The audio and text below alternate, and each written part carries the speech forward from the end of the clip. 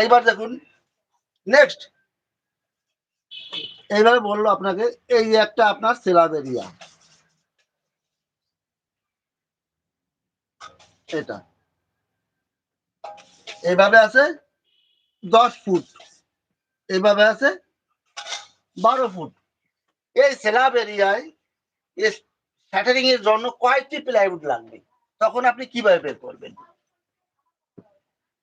কয়টি প্লাইউড লাগবে আপনি কিভাবে বের করবেন? এটা কিন্তু ভেরি ভেরি ইম্পর্টেন্ট। আমাকে জানতে হবে এটা কত square foot area. Square foot বের করতে গেলে 12 ফুট লম্বা, 10 ফুট চওড়া, তখন কি করবেন? 12 গুণ 10 রিজল্ট হচ্ছে 120 স্কোয়ার ফুট।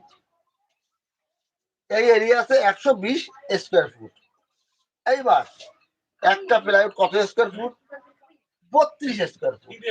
তখন কি করবেন? 120 স্কোয়ার ফুট 1 2 0 ডিভাইডেড একটা প্লাইউড কত? 32 3.75 মানে 4টি প্লাইউড লাগবে। 4টি 4 নাম্বার প্লাইউড লাগবে এই স্ল্যাবের জন্য।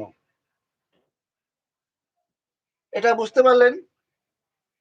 নেক্সট